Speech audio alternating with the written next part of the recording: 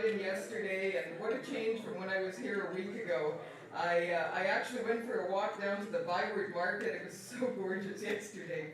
My name is Marie Delorme. I have the great honor of moderating this session, and I'm so delighted to see people here from all across the country.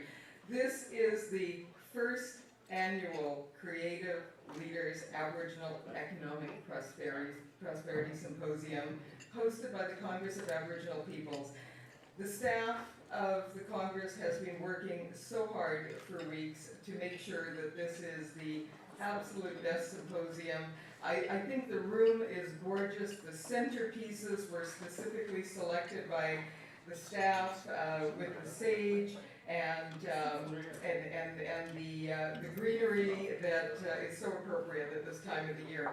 This symposium is intended to provide a platform for creative discourse around issues of industry, entrepreneurship, education, business development. You have been invited here today because of your expertise, because of your knowledge, because of your experience in the organizations that you represent, in the hopes that we can share best practices and perhaps even discover new best practices.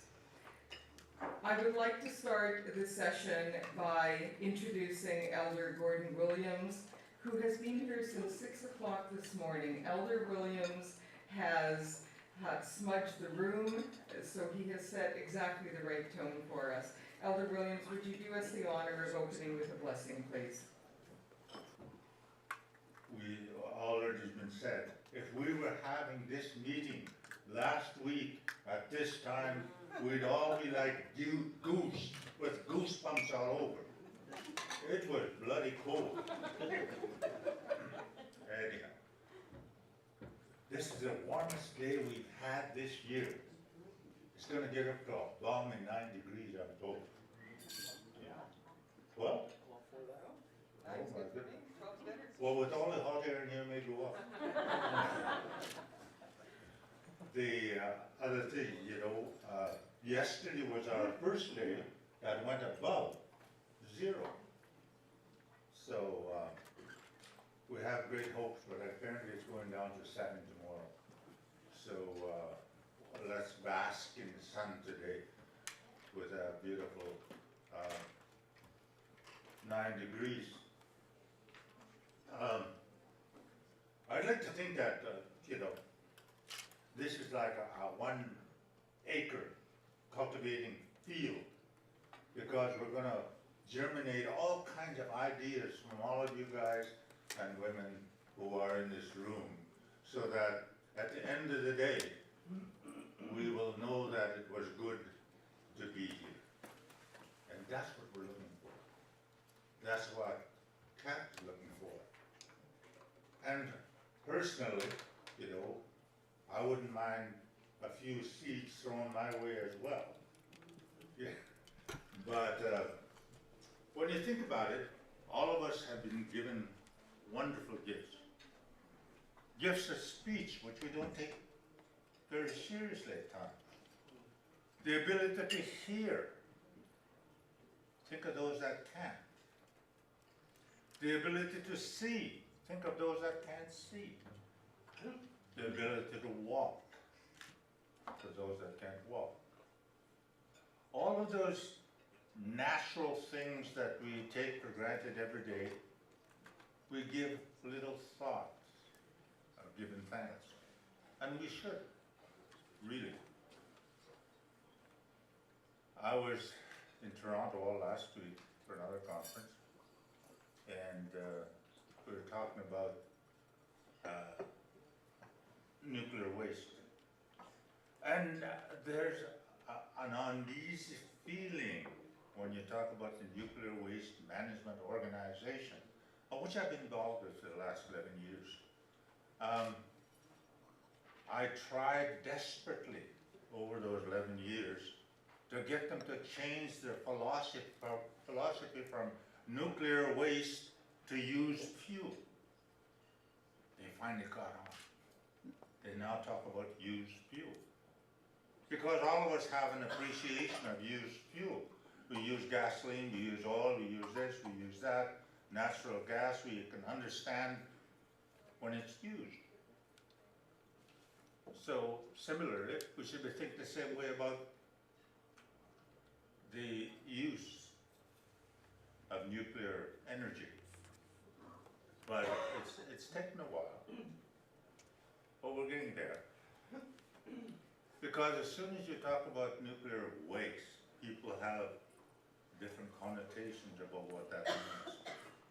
And I've been, as I say, for the last 7 years with them, gone to most of their generating stations and so on.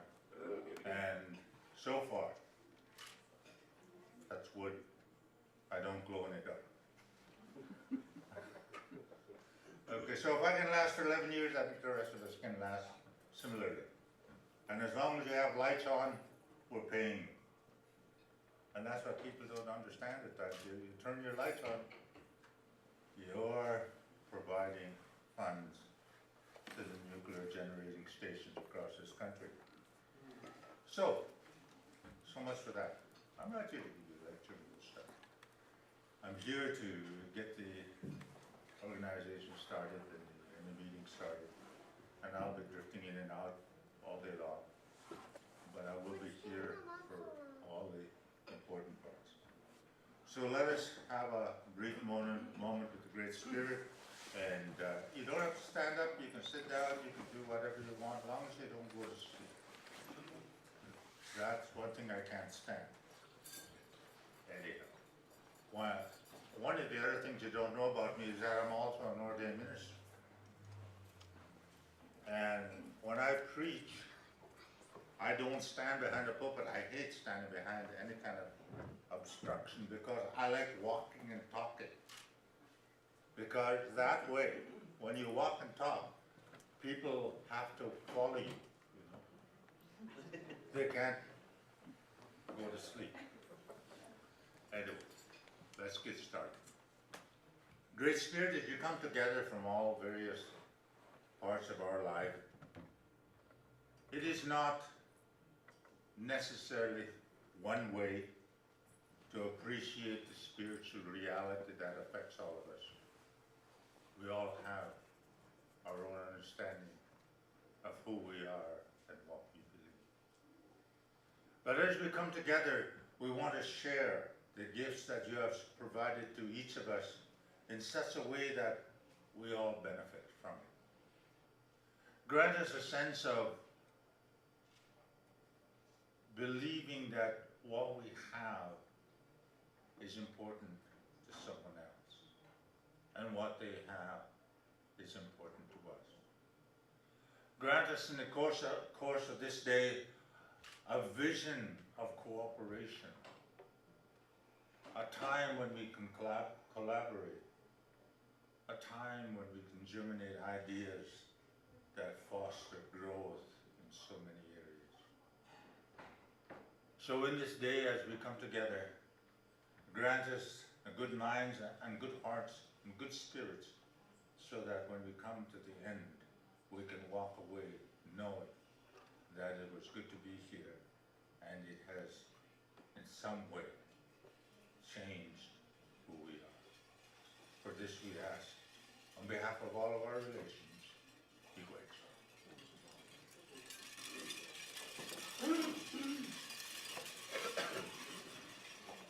Thank you very much, Elder Williams, for setting exactly the right tone. I think it's important to mention that we are holding this symposium in the traditional territory of the Algonquin people. We have with us today the Ottawa River singers, drummers, and dancers, and I would ask, they have asked if you would stand. They are going to drum, the dancers are going to come in. If you would remain standing until after the dancers come in, and then they will do a flag song, at which point you can sit. So I would like to introduce the Ottawa River singers.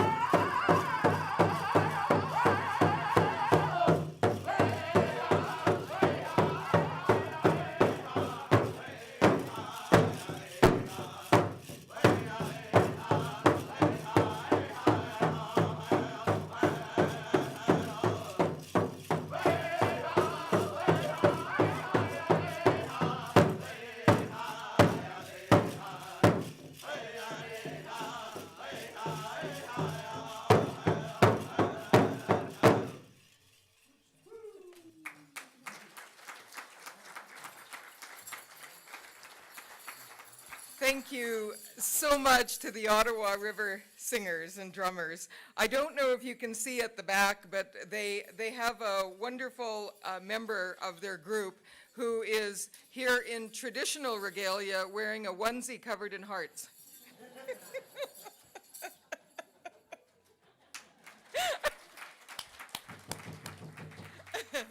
Thank you so much for being with us here today. I'd just like to ask, did anybody bring a cell phone with them? Silly question, right? I wonder, you have all left jobs and families and very important commitments, but I wonder if you could just take a quick look at your cell phones, and if you can find a way to put them on vibrate. That way, if they do ring, you can just exit and take the call, and we can be very respectful to our speakers. I would like to introduce you to Betty Ann LaValle, who is in the midst of her second term as National Chief of the Congress of Aboriginal Peoples. Betty Ann LaValle is a status of reserve Mi'kmaq woman who has worked all of her life in non-traditional roles. She served as the Chief of the New Brunswick Aboriginal Peoples Council for 13 years. She was a member of the Canadian Armed Forces for 17 years, where she was awarded the Canadian Forces Decoration and Commendation Formation Level, and also the Queen's 50th Anniversary Jubilee Medal. Chief LaValle has a keen interest in Aboriginal issues, as well as domestic and international politics. She is a staunch advocate for the employment of women in non-traditional roles, and for the inherent rights of off-reserve Aboriginal peoples of Canada, bringing opening remarks on behalf of the Congress of Aboriginal Peoples, Chief Betty Ann LaValle.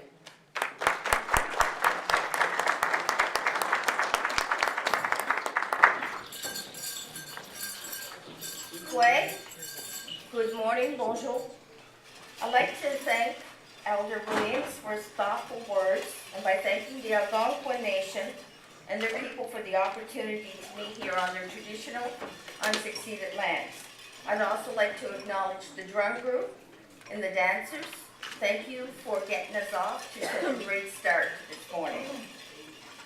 I'd also like to acknowledge those board members from the Congress of Aboriginal Peoples who were able to join us today. I know it's hard sometimes to get away from your own organizations, especially at this time of year. I'd like to thank all of you for joining us, and I'm sure today will be an interesting set of discussions. For those of you who may not know us well yet, the Congress of Aboriginal Peoples, CAP, advocates for the rights and interests of officer status, non-status, Métis, and the Inuit of Southern Labrador, representing over 1 million of the 1.4 million people who identify as Aboriginal from the Canadian Census of 2011.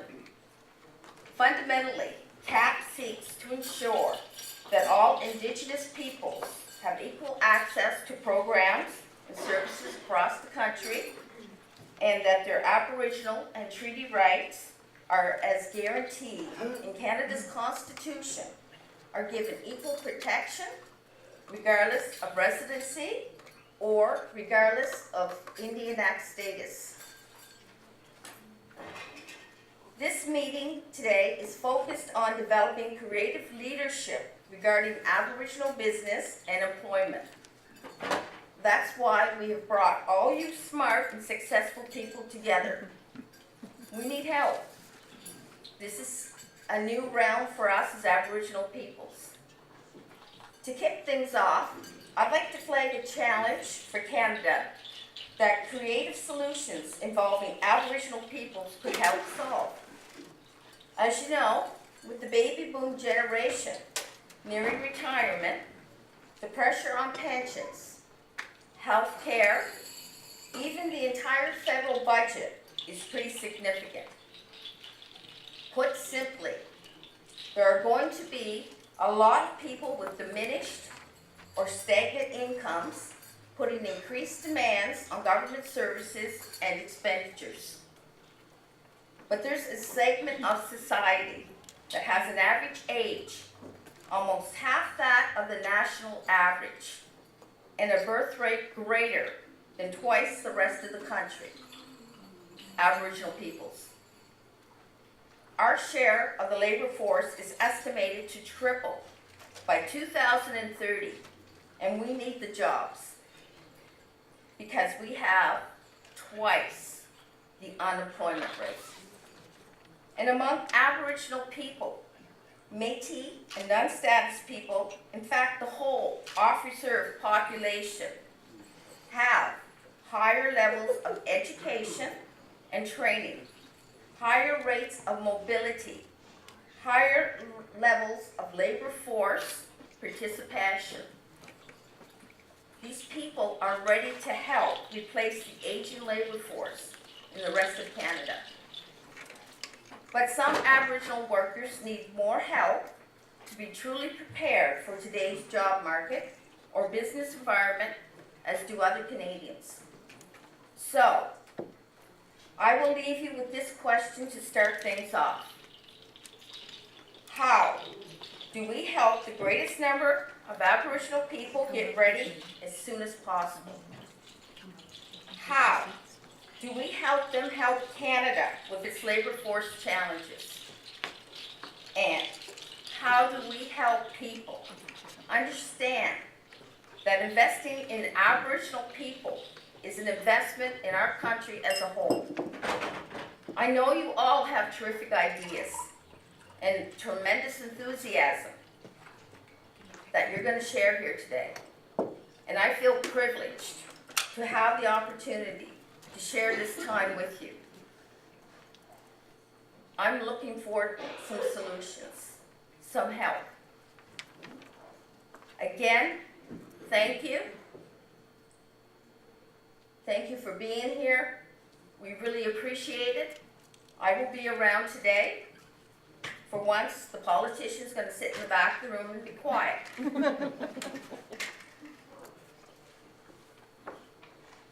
I am hoping that throughout today, you'll establish partnerships, you'll talk to each other, you'll exchange ideas, and you'll help us, help ourselves.